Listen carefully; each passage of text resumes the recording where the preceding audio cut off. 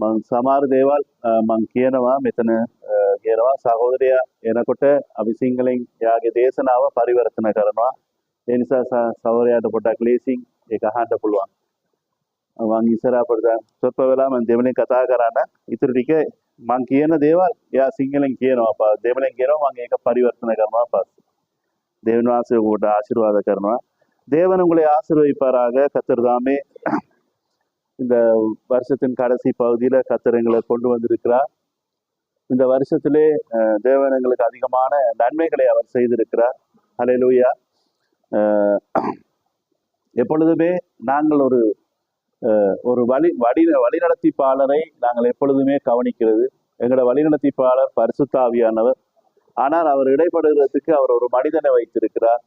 அந்த மனிதன் தேவன் எங்களுக்கு கொடுத்த அருமையான ஒரு தீர்க்கதரிசி. அவர் உடைய வாழ்க்கையில தேவன் எப்பொழுதுமே ஒரு தேவனை கனம் பண்ணவும், தேவனை அவர் சரியான விதத்துல புரிந்து கொள்ளவும், அவர் ஏதாவது இடத்துல தேவனை விட்டிருந்தால் அது திரும்பி அதை சிந்தித்து பார்த்து அவர் உணர்ந்து கத்திடத்துல மன்னிப்பு கேட்டு அவருடைய துணிகரமான பேச்சிலேயோ அல்லாட்டா அவர் ஏதாவது கீழ்ப்படியாமையோ ஏதாவது எங்கேயாவது ஒரு சந்தர்ப்பத்தில் இருந்திருந்தால் அவர் தேவனிடத்துல போய் தன்னை சரிப்படுத்தி கொண்டு எப்போதுமே ஒரு சீரான ஒரு காரியத்தை எங்களுக்கு அவர் படிப்பித்து சென்றிருக்கிறார். ஹல்லேலூயா. அவருடைய வாழ்க்கை எங்களுக்கு ஒரு பிரசங்கமாக அமையும். தீர்க்கதரிசி எங்களுக்கு சொல்ற மாதிரி உங்களுடைய வாழ்க்கை நீங்கள் உங்களோட பிரசங்கத்தை பார்க்க உங்களோட வாழ்க்கை அடுத்தவர்களுக்கு ஒரு பிரசங்கமாக இருக்க வேணும் என்று எங்களுடைய அருமையான வழியில அவர் சொல்லியிருக்கிறார். අපේ කතුවරේ පවසලා තියෙනවා දෙවියන් වහන්සේගේ ඔයගොල්ලන්ගේ දේශනාවට වඩා ඔයගොල්ලන්ගේ ජීවිතයේ තමයි අනිත් අයට ආදර්ශමව ඉන්න ඕනේ කියලා අපිට කියලා තියෙනවා. ක්‍රිස්තුස් කිතුණු ජීවිතය කියන්නේ ක්‍රිස්තුස් වහන්සේ අපේ ජීවිතේ ප්‍රකාශ වෙන්න ඕන නම් ක්‍රිස්තුස් වහන්සේගේ ඒ ජීවිතයේ අපේ ජීවිතේ අපි පැලඳ ගන්න ඕනේ කියලා එයා උන්වහන්සේගේ වචනෙන් පවසලා තියෙනවා. ஹல்லேலூயா. எங்களுடைய வார்த்தை அநேக சந்தர்ப்பங்கள்ல பொய்யாக போய்விடும். எங்களுடைய சிந்தனைகள் அநேக காரியங்கள்ல தவறி போயிடும். நாங்கள் கொடுக்கிற வாக்குகள்ல நாங்கள் தவறி போகிறோம். ஆனால் தேவன் எப்பொழுதுமே சரியானவராக இருந்து அவர் கொடுத்த வாக்குகளுக்கு அவர் மாறாதவராக இருக்கிறார். ஹல்லேலூயா. அப்ப அவர் எப்பயுமே எங்களுடைய இருதயத்தின் ஆழத்துல அவர் எப்பயுமே எங்களை பார்க்கிறது எப்படி என்று சொன்னா, நாங்கள் எப்பொழுதும் அவருக்கு பயந்து அவரை கனம் பண்ணி அவருக்கு ஒரு ரெஸ்பெக்ட் கொடுத்து அவர் எந்த நேரத்திலும் எங்களுடைய வாயிலிருந்து வர வார்த்தைகள் பயத்தோடும் பக்தியோடும் எங்களுடைய நடக்கையில் உண்மை உள்ளதான ஒரு இதை தேவன் எப்பொழுதும் எங்களிடத்துல கவனிக்கிறவரார். ஹல்லேலூயா. கர்த்தருக்கு சோதனம். ஆகவே இந்த விஷயங்கள்ல மிகுந்த கவனம் உள்ளவராக நாங்கள் இருக்க வேண்டும். இது எல்லாத்தையும் நாங்கள் தீர்க்கதரிசிட்டு இருந்துதான் நாங்கள் அதை கற்றுக்கொள்ளக்கூடியதாக இருக்கு. நாங்கள் ஒரு கிறிஸ்தவர்களாக இருந்திருந்தாலும், ஞானசாரத்தை எடுத்திருந்தாலும், ஒரு சபைக்கு சென்றிருந்தாலும், ஒரு ஆவிக்குரிய ஜனங்கள் என்று சொல்லி எங்களை நினைத்திருந்தாலும் எங்கள்கிட்ட இருக்கிற தன்மைகள் நாங்கள் மாறாதவர்களாகவே இருந்தோம். ஒரு மீட்பு சொல்லும் பொழுது அவங்களுடைய இனஜனத்தில இருந்து, அவங்களுடைய பேச்சு வழக்கத்திலிருந்து அவங்க மாற்றப்பட வேண்டும். அவங்களோட நடக்கைகள்ல இருந்து அவங்க மாற்றப்பட வேண்டும். அவங்களோட கிரியைகள்ல இருந்து மாற்றப்பட வேண்டும். ஆமே. அப்ப அதுதான் பாருங்க, பிலேயாம் அந்த இஸ்ரவேல் ஜனங்களை பார்க்கும் பொழுது குன்றுகளிலிருந்து மலைகளிலிருந்து நான் பார்க்கிறேன், அந்த ஜனங்கள் ஜாதிகளோடு கலவாமல் தனியே வாசமாய் இருப்பார்கள். அந்த ஜனங்கள் தனியே வாசமாய் இருப்பார்கள். ஏனென்றால் அவங்களுடைய பேச்சு வழக்கங்கள் வித்தியாசம், அவங்களோட நடக்கைகள் வித்தியாசம், அவங்களுடைய பார்வைகள் வித்தியாசம், அவங்கள்ட்ட இருந்து வர ஒவ்வொரு தன்மைகளும் வித்தியாசமானது. ஏன்னா அவங்க பார்க்கும் பொழுது அவங்க தனிமையா வாசமா இருக்கிற ஜனங்கள், அவங்களுக்குள்ள தேவன் இருக்கிறார். அவங்களுக்குள்ள காண்டாம இருக்கிறதுக்கு ஒத்த பலன் அவங்களுக்குள்ள இருக்கிறது. பலன் என்று சொல்வது அது விசுவாசம். விசுவாசம் என்பது வெளிப்பாடு. அந்த ஒரு பலத்துலதான் நாங்கள் இன்னைக்கு ஜீவித்துக் கொண்டிருக்கிறோம். ஹல்லேலூயா. புரிகிறதானே?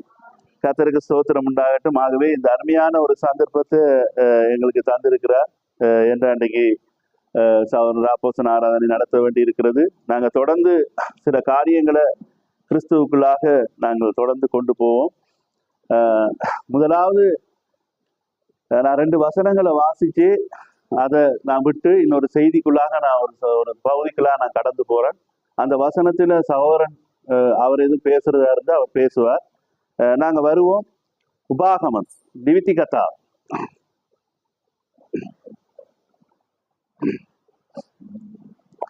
ලියුති කතාව 11 වෙනි පරිච්ඡේදය 11 වෙනි පදේ 12 වෙනි පදේ உபாகமம் 11ஆம் அதிகாரம் 11ஆம் வசனம் 12ஆம் வசனத்தையும் வாசிப்போம்.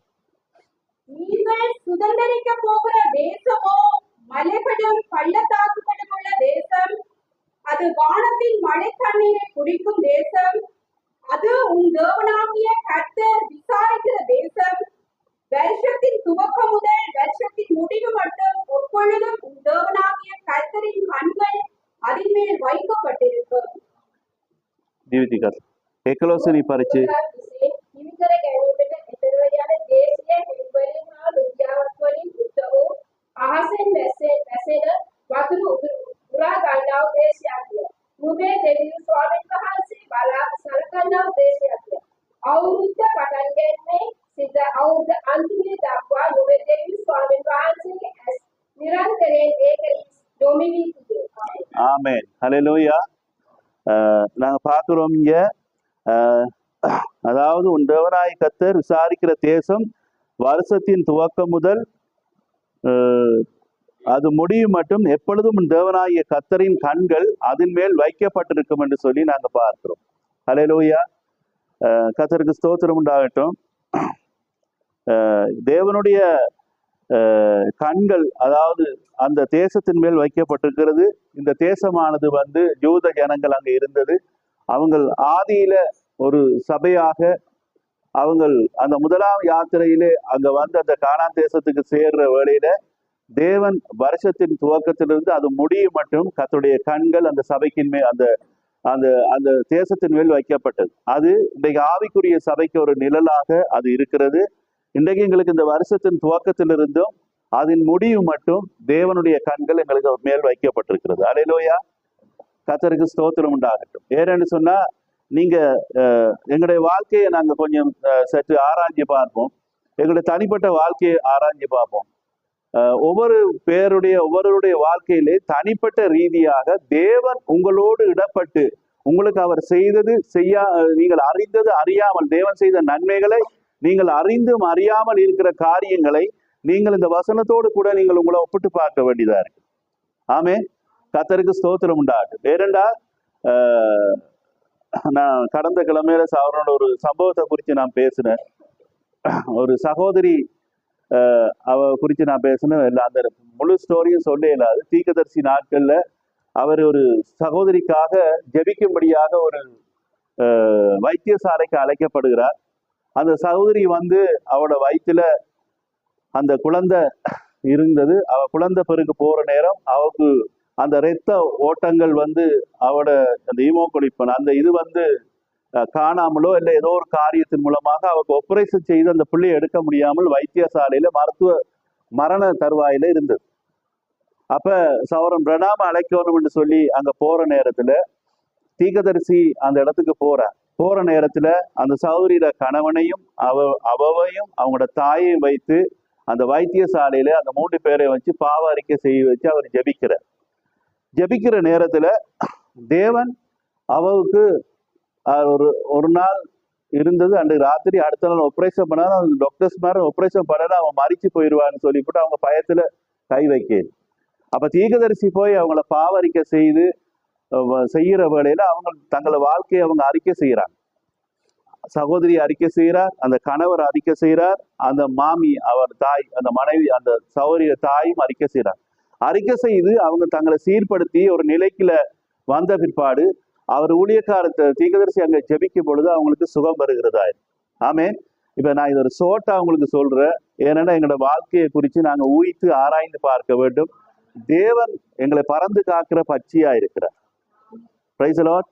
அவர் எங்களை தன்னுடைய சிறகின் மேல அவர் எங்களை சுமந்து கொண்டு வந்திருக்கிறார். அவர் எங்களோட மார்புல ஒரு ஜெல்ஷடாண்டா ஒரு பெரிய தேவன், பெரிய மார்பகம் கொண்ட தேவன். ஆமே. அவர் எங்களை சுமந்து கொண்டு வந்திருக்கிறார். நீங்க இந்த வருஷத்தின் கடைசி பகுதியில நீங்க தேவனை திரும்பி பாருங்க. நீங்க யாரையும் பார்க்க வேண்டிய அவசியம் இல்லை. நானோ நீங்களோ யாரையும் நாங்க பார்க்க வேண்டிய எங்கள் தேவன் எங்களுக்காக தன்னுடைய ஜீவனை கொடுத்த தேவனை நீங்கள் திரும்பி நீங்க பார்க்க வேண்டும். அல்லேலூயா. அதனால வருஷத்தின் துவக்கம் முதல் அதன் முடியும் மட்டும் கர்த்தருடைய කන්கள் வைக்கப்பட்டிருக்கிறது. ඕගොල්ලන් මේ වර්ෂයේ නිම කරන්න යන්න නිසා ඕගොල්ලන්ගේ ජීවිතයේ දෙවන් මාසේ කරපු යාපත් ඒවා දෙවන් මාසේ කරපු සියලු යාපත් ඒවා ගැන ඕගොල්ලන් සීකරලා බලන්න ඕනේ. අපි ඒවා ගැන සීකරලා බලන්නේ. අපි කොහොම நாங்க நினைக்கிறது நாங்க எல்லாத்தையும் சரியாக செய்து கொண்டு போறோம், சரியாக நாங்க போய் கொண்டிருக்கிறோம். அப்ப அங்க தீர்க்கதரிசி அவர் அந்த நேரத்துல அவர் ஜெபிக்கிற நேரம் அவர் ஜெபித்து அவருக்கு சுகமாகி விட்டது. அதுக்கு பிற்பாடு அவர் தன்னுடைய இடத்துக்கு போயிட்டாரு. போயிட்டு மீண்டும் ஒரு கிழமைக்கு 2 கிழமைக்கு பிற்பாடு தீர்க்கதரிசி அவ ஒரு இடத்துக்கு போகும்பொழுது அந்த அந்த வயிற்றுல குழந்தை இருந்த சகோதரி இருக்கிற வேளையில தாயாரை சந்திக்கிறார். தாயாரை சந்திக்கிற வேளையில அவங்க ஆபரேஷன் செய்து அந்த பிள்ளையும் எடுத்துட்டாங்க. அவங்க சுகமாயிட்டா. சுகமாகின பிற்பாடு வைத்தியசாலைக்கு டிக்கெட் வெட்ட வேண்டி இருக்கு. அப்ப தீர்க்கதரிசிகிட்ட வந்து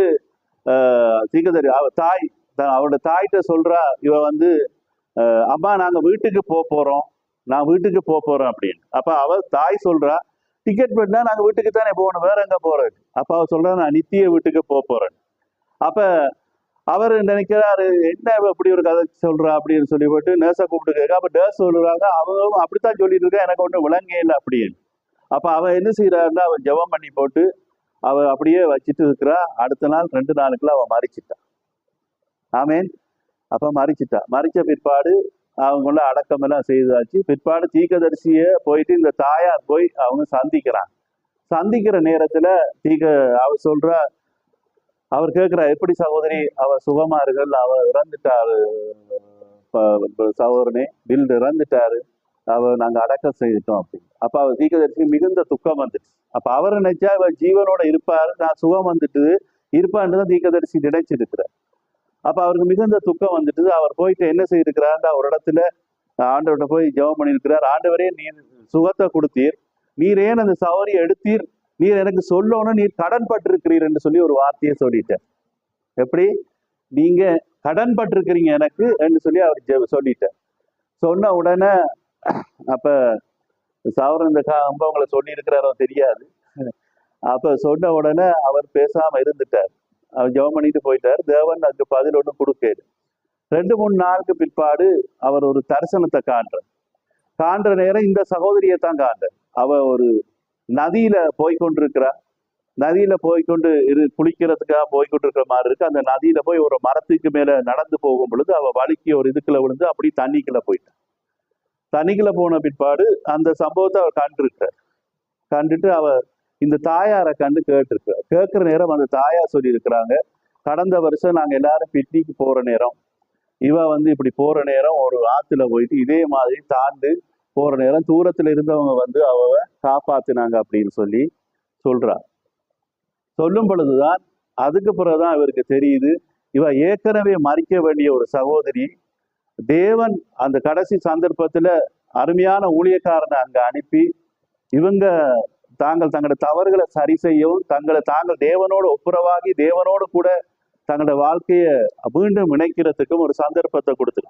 அப்ப அந்த அம்மா அறிக்கை செய்யறாங்க, நான் ஆலயத்துக்கு வந்திருக்கிறேன், சும்மாதான் அடிக்கடி நான் வந்து போறது, சும்மா ஏதோ ஒரு கடமைக்காக நான் வந்து போறேன், எனக்குள்ள உண்மையிலே தேவன் அற்புதத்தையோ வல்லமையோ நான் தேவனே காணேல, எங்களுடைய பரம்பரை ஒரு கிறிஸ்தவமா இருக்கிறபடியா நான் சும்மா வந்து போறேன். அப்ப அம்மா அப்படி இருந்தா மகள் எப்படி இருப்பா?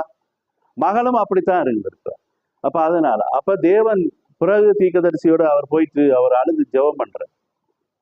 பிரணாம் போயிட்டு அவர் அழுது ஜெபிக்கிற நேரம், ஆண்டவரே என்று சொல்லி அழுது ஜெபிக்கிற நேரம் அப்ப தேவன் உணர்த்தி காட்டுறார். அவர் போன வருஷம் இந்த டைம்ல நான் எடுக்க வேண்டிய நேரம் இருந்தது, என் நித்திய ஜீவனுக்குள்ள கொண்டு வரதுக்கு நான் இப்படி ஒரு சந்தர்ப்பத்தை கொடுத்து நான் உண்டை அனுப்பி பாவரிக்கை செய்ய வச்சு அவன் என்னோடு சரிப்படுத்தும்படியாக அந்த ஆத்மாவை எனக்குள்ள கொண்டு வரும்படியாகத்தான் இந்த சம்பவம் நடந்தோட அவர் அழுது வேதனைப்பட்டு அழுது ஜெபிக்கிறார். அழுது ஆண்டவரே என்ன மன்னியும். அவர் அந்த சம்பவத்தை சொன்னதுல 5 மாதங்கள் டிலே ஆயிட்டு அவர் ஒண்ணுமே சொல்லேன்.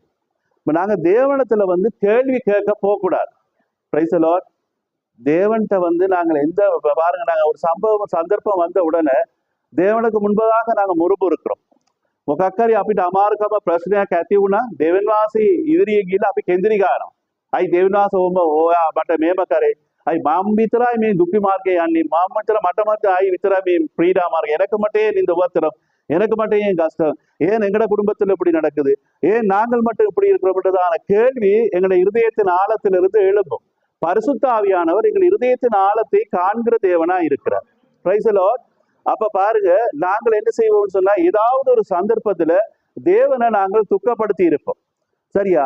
ஆனா நாங்க ஜெபம் பண்ணி கொண்டுதான் இருப்போம், ஆனா எங்களுக்கு பதில் வராது. அப்ப அவர் ஒரு வார்த்தையை சொன்னார் பாருங்க, ஆண்டவர்கிட்ட, நீர் எனக்கு கடன் பட்டிருக்கிறீர்கள். தேவன்கிட்ட போய் நாங்கள் அவமரியாதையா நாங்க பேச முடியாது, மரியாதை இல்லாம நாங்க பேசக்கூடாது, கனம் பண்ணாமல் எந்த ஒரு வார்த்தையும் எங்களோட வாயிலிருந்து நாங்க சொல்ல போக கூடாது. Price the Lord. சரியா சிஸ்டர், பிரதர்? சரியா? ஆமேன். ஏன்னா தேவன் அவர் ராஜா, அவர் தேவாதி தேவன், அவர் மகத்துவம் உள்ளதான ஒரு தேவன். அவருக்கு நாங்க மிகுந்த கனம் கொடுக்க வேண்டும், அவருக்கு மரியாதை கொடுக்கும். பரிசுத்தவான்கள் மத்தியிலே அவர் பயப்படத்தக்க தேவனாய் இருக்கிறார். அதான் நாங்கள் ஆலயத்துக்கு வரும் பொழுது மிகுந்த ஒரு கனத்தோடு, பயத்தோடு, நடுக்கத்தோடு நாங்க தேவ சமூகத்துக்கு நாங்க வருவர்களா இருக்கிறோம். அப்ப ஒரு சகோதரனுக்குள்ளேயோ ஒரு சகோதரிக்குள்ளேயோ தேவன் இருக்கும் பொழுது நாங்கள் அவர்கள் மிகுந்த கனத்தோடு, அவங்கள் பரிசுத்த முத்தத்தோடு நாங்க வாழ்த்துகிறோமே என்றால் எங்களுக்குள்ள இருக்கிற தேவன் அவங்களுக்குள்ள இருக்கிறார். அல்லேலூயா. அப்ப காண்கிற சகோதரனை அன்பு கூறாமல் காணாத தேவனை நீ எப்படி அன்பு கூறாய்ன்னு சொல்லி தேவனோட வார்த்தை சொல்லுகிறது. அப்ப அதனாலே நாம் என்ன செய்யறோம்னு சொன்னா, வருஷத்தின் துவக்கம் முதல் வருஷத்தின் முடியும் மட்டும் கர்த்தருடைய கண்கள் தேசத்தின் மேல, கர்த்தருடைய சபையின் மேல அங்கே வைக்கப்பட்டிருக்கிறது. அல்லேலூயா. அப்ப பாக்குறோம், ஆகார் என்ன செய்யறான்னு சொல்லி சொன்னா, தன்னுடைய பிள்ளை சாகிறதை நான் பார்க்க மாட்டேன்னு சொல்லிட்டு அவள் தூர போய் விழுந்து கண்ணீர் விட்டு அழுகிற நேரம் தேவன் ஒரு துறவை திறந்து அதை பார்க்கும்படியாக செய்தார் ஆகார். அப்பொழுது அப்ப ஆகாருடைய வாயிலிருந்து என்ன வார்த்தை வந்து சொல்லுங்க பார்ப்போம், என்ன வந்துச்சு? Praise the Lord. அல்லேலூயா. நீர் என்னை காண்கிறதான தேவன் என்று சொல்லி அவர் சொல்லுகிறார். விளங்குதா உங்களுக்கு? தேவன் எப்பொழுதுமே எங்களை காண்கிறதான ஒரு தேவனாக இருக்கிறார், அவர் பார்க்கிறதான தேவனாக இருக்கிறார். அப்ப அதனால நாங்கள் இந்த வருஷத்துல எத்தனையோ வார்த்தைகளை நாம் தேவனுக்கு விரோதமாக பேசியிருப்போம். இது எல்லாமே நாங்கள் அறியாமல் எங்களோட மீறுதல் நிமித்தமாக, எங்களுடைய புடிவாதத்தின் நிமித்தமாக, எங்களுடைய ஆங்காரத்தின் நிமித்தமாக, எங்களுடைய பெருமை நிமித்தமாக, எங்களுடைய மனமேட்டிமை நிமித்தமாக, இது எல்லாமே மனுஷ குணம் எங்களுக்கு இருக்கிறது. அல்லேலூயா. ஆமேன், ஆமேன். மனுஷ குணம் வந்து மனுஷனுக்கு மனுஷன் பழிவாங்குற குணம். நன்மைக்கு தீமை செய்யறது பிசாசுர குணம், தீமைக்கு நன்மை செய்வது தேவனுடைய குணம். அல்லேலூயா. என்றால் நாங்கள் சத்துருக்களா இருக்கும் பொழுது தேவன் எங்களை தேடி வந்தவரா இருக்க, அவருடைய ஜீவனை எங்களுக்கு கொடுத்தவரா இருக்கு. அல்லேலூயா. நீங்க தேவனை திரும்பி பார்த்து, நீங்க தேவனுக்கு விரோதமாக ஏதாவது ஒரு காரியத்தை எந்த இடத்துல நீங்கள் மிஸ்டேக் பண்ணிருக்கீங்க, எந்த இடத்துல நீங்க தவறி இருக்கிறீங்கன்னு நீங்க யோசிச்சு பாருங்க. Price the Lord. நான் உங்களை பாவரிக்கை செய்யோ இல்ல நீங்க ஒரு குற்றவாளின்றதுக்காக நான் சொல்ல வரையில, ஆனால் கர்த்தர் வந்து எப்பொழுதுமே அவரை எப்பொழுதுமே நீங்கள் மரியாதை செலுத்த வேண்டியதா இருக்குது. எப்பயுமே நாங்கள் எங்களுடைய இருதயத்துல அவர் கனம் பண்ண வேண்டியதா இருக்கு. பாருங்க, அந்த காளை பண்றதான ஒரு மனுஷன், அவன் தேவனுடைய வார்த்தையை சரியான விதத்துல அந்த வெளிப்பாட்டை பெற்றிருந்தபடினால அவன் என்ன சொல்ற, எந்த இடத்துலயும் அவன் தேவனை விட்டு கொடுக்கல. அத்தனை லட்சம் பத்தியில ஜனங்கள் மத்தியிலையும் வந்து அவர் எங்களை கொண்டு போவார், எங்களை கொண்டு சேர்ப்பார், நீங்கள் அவருக்கு விரோதமாய் கலகம் பண்ணாது இருங்கள், கலகத்தை அமர்த்தக்கூடியதான ஒரு தேவ ஆவியை பெற்ற ஒரு மனிதன் தான் கர்த்தருக்கு பிரியமானவன், இவனை போய் வந்த தேசத்திலே சேரப்படும் என்று தேவன் சொல்லுகிறார். அல்லேலூயா. கர்த்தருக்கு பிரியமானவன் பாவிலோடு அவருக்கு சித்தமானதை என்ன செய்வானா? என்னப்பா, கர்த்தருக்கு பிரியமானவன் பாவிலோன்லையும் அவருடைய சித்தத்தை செய்வான். சித்தம் என்பது தேவனுடைய வார்த்தை. அந்த தேவனுடைய வார்த்தையை தானியேல் பாவியிலோ இருக்கும் பொழுது அவன் என்ன செய்வான்? எரேமியாவை பார்த்து கொண்டு எரேமியாவின் தீர்க்கதரிசியின் வார்த்தையின்படியே தன்னுடைய வாழ்க்கையை அவன் அந்த நேரத்தில் அந்த மணி வேலை செய்திக்குள்ள அவன் இருந்து தேவனை நோக்கி பார்த்து கொண்டிருந்தான். விளங்குதா? பாவிலோர் என்றது கலக்கம், குழப்பம். இந்த உலகமே குழப்பத்தின் மத்தியில் இருக்கும் பொழுது தேவன் என்ன செய்யறாருன்னா அவருடைய வார்த்தையை அவர்களுக்கு தந்திருக்கிறவரா இருக்கிறார். விளங்குதா?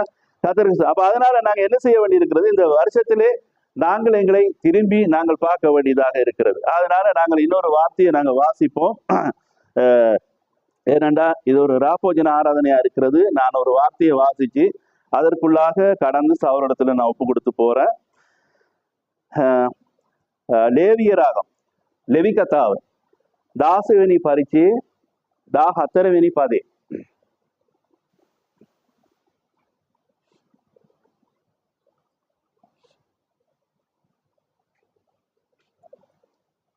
ஓ 16ஆம் அதிகாரம் 14ஆம் வசனம். லேவியராகம். ஓ தாசி. பின்பு காளையின் இரத்தத்திலே கொஞ்சம் எடுத்து கீழ்ப்புறமாக நின்று தன் விரலினால் கிருபாசனத்தின் மேல் தெளித்து அந்த இரத்தத்தில் கொஞ்சம் எடுத்து கிருபாசனத்துக்கு முன்பாக 7 தரம் தன் விரலினால் தெளிக்க கடவன். அவத ஒனாகே දෙයෙන් ස්වල්පයක් ගෙන තමාගේ ඇඟිල්ලෙන් කරුණාසනයේ නැගෙන ඉර පැත්තේ ඉසින්නේය. ඔහු කරුණාසනයේ ඉතිරි තමාගේ ඇඟිල්ලෙන් ඒකේ සක්වලක් ඉසිය යුතුය. ஆமென். கர்த்தருக்கு ஸ்தோத்திரம் உண்டாகட்டும். பாருங்க, பின்பு காலின் இரத்தத்தினாலே கொஞ்சம் எடுத்து கீழ்ப்புறமாக நின்று தன் விரலினால் கிருபாசனத்தின் மேல் தெளித்து அந்த இரத்தத்தினால் கொஞ்சம் எடுத்து கிருபாசனத்துக்கு முன்பாக 7 தரம் தன் விரலினால் தெளிக்க கடவான்னு சொல்லி நாங்கள் பார்க்கிறோம். கர்த்தருக்கு ஸ்தோத்திரம் உண்டாகும். இப்ப இது நாங்கள் எப்பயுமே தேவனுடைய வார்த்தையை ஒரு செய்தியோட தான் நாங்கள் அதை பார்க்க வேண்டியிருக்கு. அல்லேலூயா. நாங்கள் வேதத்திலே தவறான வியாக்கியானத்தை நாம் கொடுக்க முடியாது. எங்களுடைய சொந்த ஆலோசனையை நாம் பேச முடியாது. தேவன் தமது வார்த்தையை தேவன் தம்முடைய தீர்க்கதரிசிகளுக்கு வெளிப்படுத்தி அதை கொடுத்த வார்த்தையின் அடிப்படையில தான் நாங்கள் எதையும் பேச வேண்டியதாக இருக்கிறது. சில நேரத்தில் நீங்கள் இந்த செய்திக்குள்ளாக வந்திருக்கலாம், அல்லாவிட்ட செய்திக்குள்ள வராம இருந்திருக்கலாம். ஆனால் எங்களுடைய ஊழியத்துல எங்களுடைய உபதேச சட்டத்துக்குள்ள தேவன் எங்களுக்கு தந்தது, அவர் எங்களுக்கு ஒரு தீர்க்கதரிசி தந்திருக்கிறார். அந்த தீர்க்கதரிசி கூடாக அவர் சில வெளிப்பாடுகளை வைத்து அந்த மனவாட்டி சபைக்கு அந்த வெளிப்பாட்டை அவர் கொடுத்திருக்கிறார். அல்லேலூயா. கர்த்தருக்கு ஸ்தோத்திரம் உண்டாகட்டும். இப்பொழுது தேசத்தின் வருஷத்தின் துவக்கம் முதல் முடிய மட்டும் கர்த்தருடைய கண்கள் அங்க வைக்கப்பட்டிருக்கிற மாதிரி அவர் நீதிமானை சோதித்தருகிறார். நீதிமானை எப்பொழுதும் காண்கிறது, எங்களை எப்பொழுதும் காண்கிறதான ஒரு தேவனாய் இருக்கிறார். கர்த்தருக்கு ஸ்தோத்திரம் உண்டாகட்டும். இங்க நாங்க பார்க்கிற வேளையில அந்த காளையின் இரத்தத்தினாலே எடுத்து கீழ்ப்புறமாக நின்று தன் விரலினால் கிருபாசனத்தின் மேல் தெளிக்க கடவா என்று சொல்லப்பட்டிருக்கிறது. கர்த்தருக்கு ஸ்தோத்திரம். இந்த தீர்க்கதரிசி சொல்றார், கீழ்ப்புறம் என்று சொல்லும் பொழுது அது கிழக்கு பக்கம் என்று சொல்லி சொல்றார் செய்தி. அல்லேலூயா. அது கிழக்கு பக்கமாக. அப்ப கிழக்குல இருந்து சாஸ்திரிகள் நான் கிழக்குல அவருடைய நட்சத்திரத்தை கண்டோம், அவரை நாங்க பணிந்து கொள்ள வந்திருக்கிறோம் என்று சொல்லி, அப்ப யாரை குறித்து அவங்க தேடினாங்க? மேசியாவை குறித்து அவங்க தேடினாங்க. அப்ப அந்த மேசியா யாரு? அவர்தான் அந்த பிரதான சிவப்பு கிடாரி, அவர்தான் அந்த இரத்தம். அல்லேலூயா. அவருடைய இரத்தத்தினாலதான் பாவ மன்னிப்பாய் மீட்பு ரட்சிப்பு எங்களுக்கு உண்டாயிருக்கு. அல்லேலூயா. அப்ப அந்த ஆசாரியன் அவன் என்ன செய்யணும்? 7 தரம் அதை தெளிக்க வேண்டியதா இருக்கிறது. ஆமென். தீர்க்கதரிசி எங்களுக்கு ஒன்று சொல்லும் பொழுது ஒன்றே, அவர் ஒரே தேவனாக இருக்கிறார். ஆமென். 3 தெய்வத்துவம். அப்படி ஒவ்வொரு காரியத்துக்கும் அவர் ஒவ்வொரு காரியத்தை சொல்லி இருக்கிறார். 5 என்று சொல்லும் பொழுது கிருபை இருக்கிறது. அல்லேலூயா. 5 என்று சொல்லும் பொழுது ஜீசஸ், 5 வார்த்தைகள் இருக்கிறது. ஆமென். ஃபெய்த், அது 5 வார்த்தை இருக்குது. சரியா பிரதர்? அல்லேலூயா. அப்ப இது எல்லாமே ஒவ்வொன்றுக்கும் ஒரு காரியம் சொல்லிருக்கு. இங்க பார்க்கும் பொழுது 7 தரம் தெளிக்க கடவாடு சொல்லப்பட்டிருக்கு. ஆமென். 7 என்னத்தை குறிக்கிறது? ஆமென். பிள்ளைங்க பரிபூர்ணம். ரைட். கர்த்தருக்கு ஸ்தோத்திரம். வேற என்ன? நீங்க ரகசியம் சொல்லிடுறீங்க. அவங்க என்ன சொல்றாங்கன்னு பார்த்து கர்த்தருக்கு ஸ்தோத்திரம். 7 சபை காலங்கள்னு சொல்லி தீர்க்கதரிசி சொல்றார். ஆமே. அப்ப எங்களுக்கு எப்படியும் செய்தி தெரியும். அல்லேலூயா. அப்ப அந்த 7 சபை காலங்களில் உங்களுக்கு தெரியாதுன்ற சந்தேகத்தினால் நான் கேட்கல. ஆனா எப்பயுமே நாம் தேவனுடைய காரியத்துல கர்த்தருடைய வார்த்தையில வெளிப்பாட்டில நாங்க சீரா இருக்க வேண்டும் என்றதுதான் தேவன் எங்களிடத்திலிருந்து எதிர்பார்க்கிறார். அல்லேலூயா. அதனால நீங்க குறைஞ்சிருக்கிறீங்க, வளர்ந்திருக்கிறது பார்க்கறது என்னுடைய வேலை இல்லை, அது கர்த்தருடைய வேலை. ஆனால் நாங்க எவ்வளவு தேறி இருக்கிறோம், நாங்க தேறி இருக்கிறது யாவருக்கும் தெரிந்திருப்பதாக என்று சொல்லப்படுகிறது. அல்லேலூயா. அப்ப 7 சபை காலங்களை அது குறிக்கிறது. அப்ப கிழக்குல அது நீதியின் சூரியனாகிய இயேசு கிறிஸ்து அவர் என்ன செய்திருக்கிறார்? அவர் கர்த்தருடைய வார்த்தையின்படி அந்த டைம் வரும் பொழுது அவர் மரித்து அவர் என்ன செய்தார்? அவருடைய இரத்தத்தினால எங்களுடைய பாவமன்னிப்பாகிய மீட்பு ரட்சியத்தை கொடுத்து, நீங்கள் பொன்னினாலும் வெள்ளியினாலும் மீட்கப்படாமல் ஆட்டுக்குட்டியருடைய வெளியேறப்பட்ட இரத்தத்தினாலே நீங்கள் மீட்கப்பட்டிருக்கிறீர்கள். பரிசுத்த பவுல் சொல்லுகிறார், நீங்கள் தேவனுடைய சுய இரத்தத்தினாலே சம்பாதிக்கப்பட்டீர்கள். அல்லேலூயா. கர்த்தருக்கு ஸ்தோத்திரம். அவருடைய சொந்த இரத்தத்தினாலே சபை அங்கே சம்பாதிக்கப்பட்டிருக்கிறது. யாருடைய ஒரு உதவியும் இல்லாமல், யாருடைய ஒரு ஒத்தாசையும் இல்லாமல் தான் தேவனே மனிதனாக அவள் மரியாளுடைய கர்ப்பத்தில் அவரே அந்த கருமுட்டையை சிருஷ்டித்து அவரே ஜீவ அணுவாக வந்து அவருக்குள்ள வந்து அவர் ஒரு மனிதனுடைய சாயலாக அவதாரம் எடுத்து அந்த சரீரத்தை ஒரு ஆட்டுக்குட்டியாக வந்து அந்த ஆட்டுக்குட்டி பலியாக்கப்பட்டு அந்த இரத்தத்தின் மூலமாக அங்க என்ன செய்யறன்னு சொன்னா தெளிக்கப்பட்டு ஆசாரியனுக்காகவும் ஜனங்களுக்காக தெளிக்கப்பட்டு பாவ நிவர்த்தி செய்யப்படுகிறது. 7 சபை காலங்களிலே தேவன் என்ன செய்யறான்னு சொன்னா இந்த இரத்தத்தின் மூலமாக தான் தேவன் தம்முடைய ஜனங்களை கொண்டு வருகிறவராக இருக்கிறார். அதுக்கு வேதத்துல நிறைய வசன ஆதாரங்கள் இருக்கு, எங்களுக்கு டைம் போகாது. சகோதரன் இருக்கிறார், கர்த்தருக்கு ஸ்தோத்திரம் உண்டாட்டும். அப்ப ஆகையினாலே பாருங்க, அப்ப இந்த 7 சபை காலங்களுக்குள்ளே தேவன் எங்களை கொண்டு வந்தவரா இருக்கிறார். சரி, இப்ப இந்த 7 என்று சொல்லி சொன்னால் தேவன் பரிபூர்ணரா இருக்கிறார். 7 என்று சொல்லி சொன்னால் தேவன் 7வது காட்சியிலே அவர் வருகிற வேளையிலே அங்க என்ன நடக்குது என்று சொல்லி சொன்னா அங்க மனிதனுடைய அந்த 6 இலக்கம் 6வது மனிதனுடைய இலக்கம், மனிதனுடைய இலக்கத்துக்கு மேலாக 7வது இலக்கம் வரும் பொழுது எல்லாமே ஜெயமாக இருக்கிறது.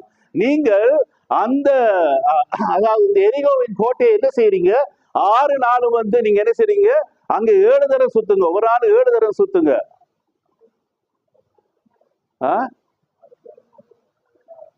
சரி, அதான் 7 தரம் 7வது நாள் 7 தரம் நீங்க சுத்த வேண்டும் என்று இருக்கு. கர்த்தருக்கு ஸ்தோத்திரம். அங்கே அவர்கள் அந்த சுற்றி வருகிற வேளையில தேவன் அங்கே காட்சிக்கு தோன்றுகிறவராக இருக்கிறார். ஏன்னு சொல்லி சொன்னால் மனிதனுடைய காரியங்கள் எல்லாமே முடிந்து போகிற வேளையில தேவன் என்ன செய்யறாருன்னு சொன்னா அவர் இங்க காட்சிக்கு அவர் வருகிறார். காட்சிக்கு வரும் பொழுது தேவன் என்ன செய்யறாரு, அந்த 2 ரதங்கள் ஓடத்தக்கதான அந்த சிவரை அவர் அப்படியே அந்த பூமிக்குள்ள அமர்த்தி போகத்தக்கதாக தேவன் அந்த காரியத்தை அவர் செய்கிறவரா இருக்கிறார். அல்லேலூயா. இந்த நேரத்துல பாருங்க, ராகாப் என்கிறதான வேசி அந்த இதுக்கு மேல அவர் உட்கார்ந்து இருக்கிற வேளையில அவள் அந்த சிவப்பு நூல் கயிற்றை அவள் பார்த்து கொண்டிருந்தார். சிவப்பு எப்பயுமே மீட்பை உண்டாக்குறதா இருக்கிறது, சிவப்பு பாவத்தை போக்குறதா இருக்கிறது. சிவப்பு தேவன் அங்கே நீ வைக்கும் பொழுது, இந்த சிவப்பு நூலை நீ கட்டி வைக்கும் பொழுது நாங்க பார்க்கிற வேளையிலே அது உனக்கு ரட்சிப்பாக இருக்கும், உன்னுடைய ஜீவன் அது மீட்கப்படும் என்று சொல்லி அங்க சொல்லப்படுகிறது. அல்லேலூயா.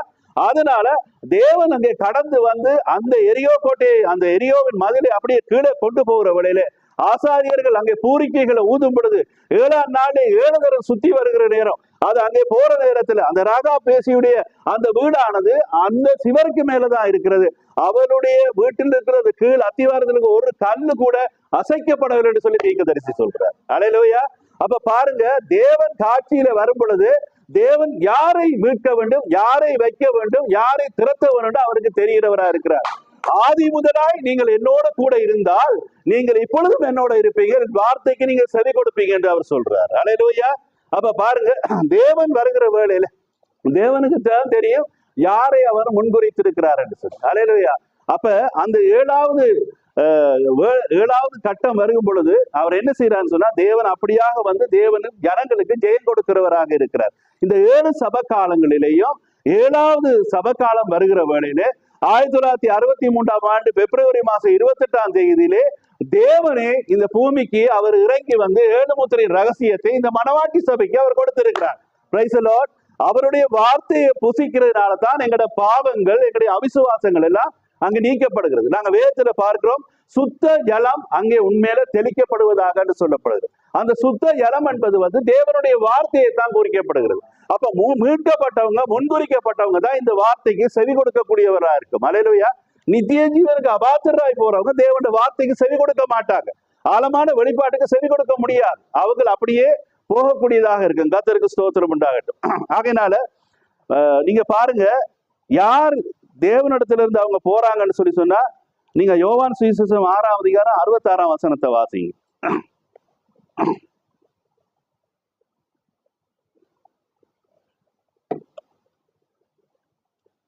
அது முதல் அவருடைய சீஷரில் அநேகர் அவர்களை கூட நடவாமல் பின்வாங்கி போனார்கள். ஆமென். அப்பொழுது இயேசு 12 நோக்கி, நீங்களும் போய்விட மனதா இருக்கிறீர்களோ என்றார். சரி, அது போதும். அவனி பரிசு அவனி பதி யோவான் சுவாரஞ்சி.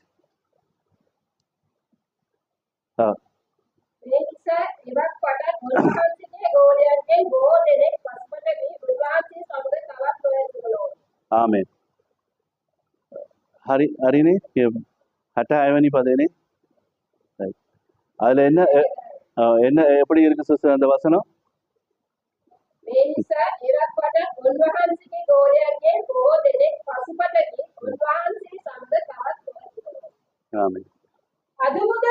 அவருடைய சீஷரில் அநேகர் அவர்களுடைய கூட நடவாமல் பின்வாங்கி போனார்கள்.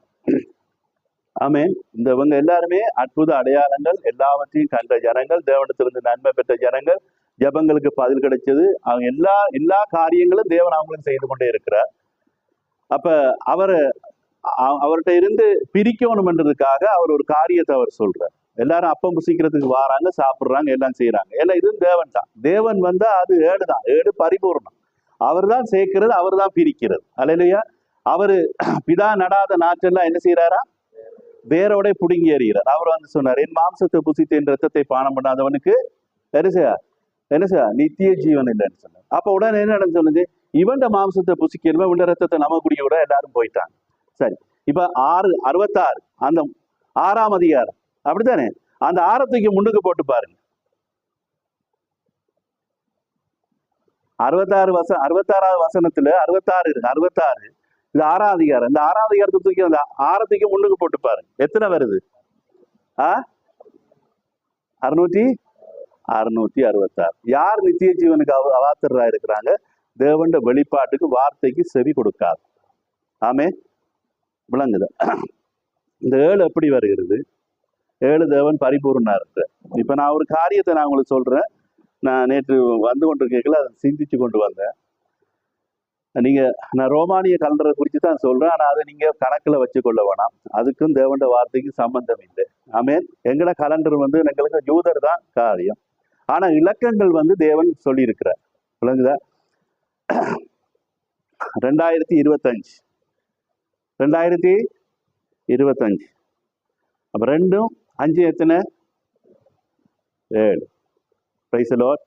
பரிபூர்ணமான தேவன் இந்த 7ல தான் வருகிறார். 5 விசுவாசம், 5 ஜீசஸ் கிரைஸ்ட். சரியா சிஸ்டர்? சரியா? 5 எழுத்து தானே இங்கிலீஷ்ல. அடுத்தது என்ன சொல்ல? Grace, faith, grace, Jesus.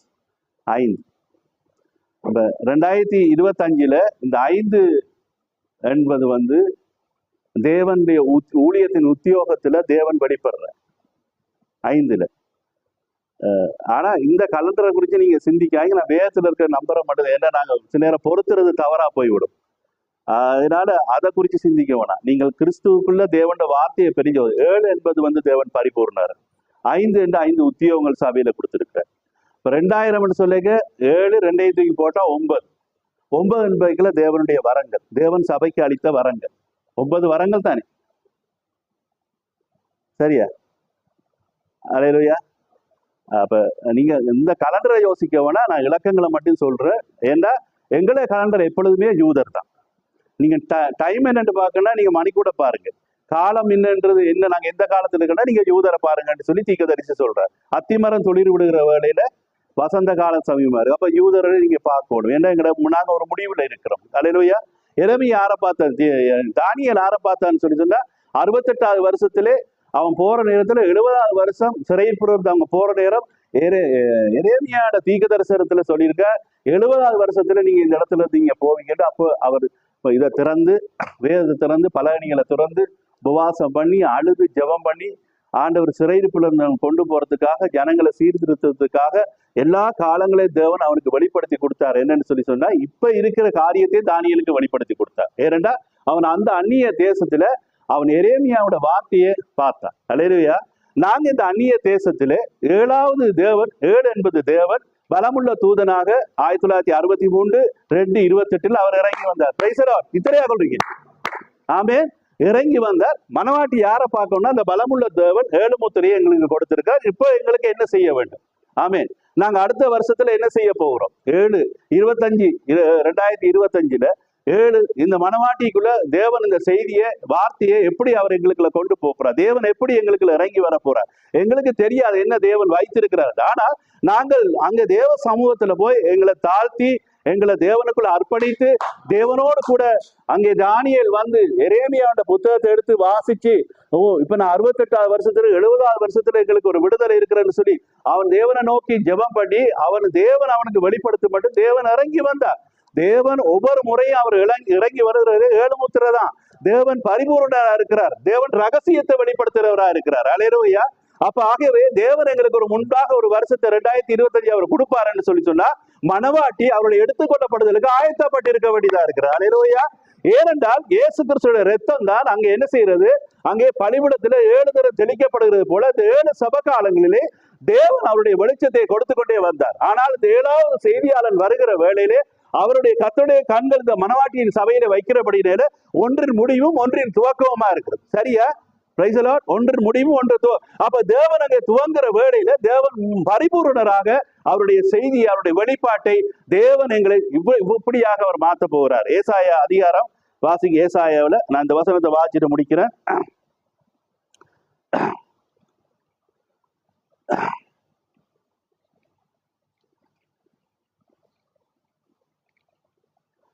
புதிதும் யந்திரமான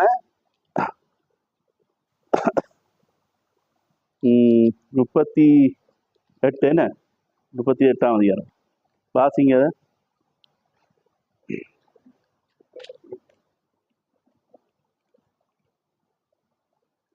43 அதிகாரம் 19ஆம் வசனம்.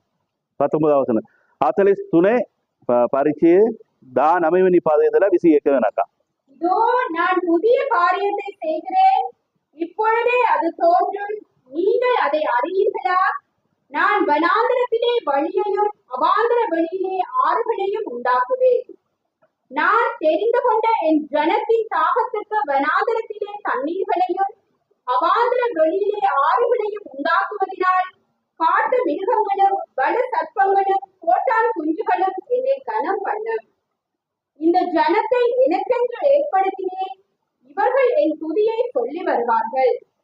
ஆனாலும்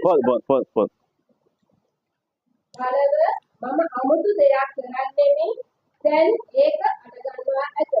නුඹලා ඒක නොදන්නකුද?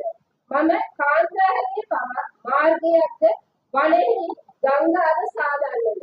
මා විසින් තෝරාගත් මාගේ සෙනඟට වතුර දෙන්න මම කාන්තාරයේ වතුරද වනයේ ගංගාද දෙන නිසා සිවුරුන්ද කැස්පරුන්ද ඇතුළු වනයේ සත්වයෝ මට ගෞරව කරන්න ඕන. මා විසින් මටම උපදවාගත් ඒ සෙනඟ මාගේ ප්‍රශංසාව දක්වා ඇත.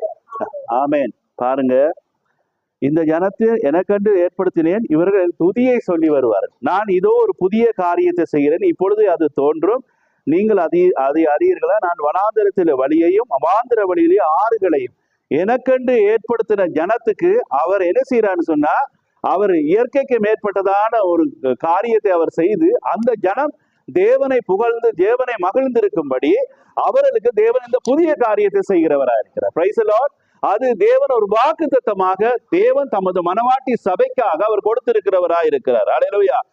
நம்முடைய தேவன் நேற்றும் இன்றும் என்றும் மாறாதவரா இருக்கிறார். அன்னைக்கு தேவன் அப்படி செய்திருந்தால் இன்றைக்கும் இதே நாளையும் அதே செய்ய வேண்டியதா இருக்கிறது. இந்த 12ஆம் மணி வேலைக்கு அங்கால 2025 எங்களுக்கு வருமா இருந்தால் அன்றைக்கும் இதே வாக்குத்தத்தம் தான், அது புதிதாகவே இருக்கிறது. அல்லேலூயா. ஆமென். கர்த்தருடைய சமூகத்துல இருக்கிறதான அங்கே காரியமானது நீங்க பாருங்க. 6 நாளும் நீங்கள் பொறுக்குங்கள், 6ஆம் நாள் 7ஆம் நாளுக்கு சேர்த்து பொறுக்குங்கள். மன்னாவை பொறுக்கிற நேரத்துல அந்த 7ஆம் நாள் மன்னா அங்கே துரு பிடிக்காது, அது பழுதா போகாது. ஏனண்டா அது தேவனிடத்திலிருந்து கொடுக்கப்படுறது. 6 நாளுக்குரிய விளக்கம் அல்ல, 7ஆவது நாளே அது பழுதா போகாம இருக்கிறது. அல்லேலூயா. தேவனுடைய வார்த்தை அது சொன்னது அப்படியே நிறைவேறும்படி நாங்க பார்க்கிறோம். அல்லேலூயா. அது பழுதா போகாது. ஏனென்றால் அது தேவனிடத்திலிருந்து வந்து ஜீவ அணுவாக இருக்கிறது. அந்த வார்த்தை எங்களை புதுப்பிக்கிறதா இருக்கிறது. ஏனென்றால் தேவன் இந்த மனவாட்டிக்கு இந்த ரகசியத்தை அவர் கொடுத்திருக்கிறார். ஏனென்றால் கிழக்கு பக்கமாக நீதி சூரியனாகிய இயேசு கிறிஸ்து எங்களுக்காக வந்து அங்கே ஜீவனை கொடுத்திருக்கிறோம். ஆனால் நாங்கள் அவரை பணிந்து கொள்ளும்படியாக, அவரை கனம் பண்ணும்படியாக இந்த ஜனம் இந்த துதியை சொல்லி வருவார்கள். இந்த ஜனம் தேவனோடு அங்கே அண்டி அவர்களுக்கு அஞ்சி பயந்து அவரை கனம் பண்ணி அவர்கள் தனியே வாசமா இருக்கிற ஜனங்கள், அவங்களுக்கு காண்டாமிருகத்துக்கு ஒத்த பலன் இருக்கிறது. அவர்கள் ஜாதிகளோட கலந்திருக்க மாட்டார்கள். அல்லேலூயா. ஆமென். எங்களோட உபதேசம், எங்களுடைய செய்தி, எங்களுடைய வார்த்தை எதுக்குமே கலந்திருக்க முடியாது. ஏனென்றால் பலமுள்ள தூதன் தேவன் எங்களுக்கு இறங்கி அவர் வந்து அவர் தீர்க்கதரிசியிலே அதை கொடுத்து அந்த பட்டயம் அவருடைய கரத்துக்கு அடங்கிறது. இது ராஜாவின் பட்டயம், இது ராஜாவின் வார்த்தை. அல்லேலூயா. இந்த ராஜாவின் செய்தி, இந்த வெளிப்பாட்டை அவருடைய ஜனத்துக்கு கொடுத்திருக்கிறார். என் ஜனத்தின் தாகத்துக்கு இந்த தண்ணீரை நான் கொடுத்திருக்கிறேன், அதனால் இந்த ஜனம் என் துதியை சொல்லி வருவார். அல்லேலூயா. கர்த்தர் உங்களை ஆசீர்வதிப்பாராக. தொடர்ந்து நாம் இந்த ஆராதனைக்குள்ள கடந்து செல்லுவோம். ராத்திரி ராப்போசன ஆராதனை இருக்கிறது. அதனால நீங்கள் எப்பொழுதுமே தேவனுடைய காரியத்தை குறித்து நீங்க சிந்திச்சு பாருங்க. 5 எப்பொழுதுமே அது கிருபையை குறிக்கிறது. இயேசு இரட்சகராக இடத்துல வந்தது, அவர் எங்களுக்கு விசுவாசம் என்றா வெளிப்பாடு. ஆமே, இந்த செய்தி விளங்குதா? அப்ப நாங்க வார வருஷத்துக்குள்ளே அந்த 2025க்குள்ள இதுக்குள்ள நாங்கள் அதிகமா வெளிப்பாட்டுக்குள்ள கடந்து போய் நாம் எடுத்துக்கொள்ளப்படுதலுக்காக ஆயத்தப்பட வேண்டும். ஏண்டா 7 முத்திரை வந்திருக்கிறது, தேவன் எங்களுக்காக இறங்கி வந்திருக்கிறார். அல்லேலூயா. அந்த 7 என்பது தேவன் தான். 7 நீங்க வேதத்துல நீங்க பார்க்கும் பொழுது நிறைய காரியங்கள் 7 இருக்கு, அது பேசவே முடியாது, அவ்வளவு நிறைய விஷயங்கள் இருக்கிறது. அது ஒவ்வொன்றுமே தேவன் இறங்கி வந்த ஒவ்வொரு காரியமா இருக்குது. அல்லேலூயா. அதனால தேவன் அதை ஆசாரியனுக்குள்ளாக கொண்டு வந்து சபகாலங்களுக்குள்ள கொண்டு வந்து சபைக்கு அதை வெளிப்படுத்தி தேவன் பரிபூர்ணராக அவருடைய முத்திரைய வார்த்தையை எங்கட கையில அவர் தந்திருக்கிறார். அப்ப இந்த ஜனம் என்ன செய்யும்? அவருடைய துதியை சொல்லி வரும். கர்த்தர் உங்களை ஆசீர்வதிப்பாராக. ரைட்.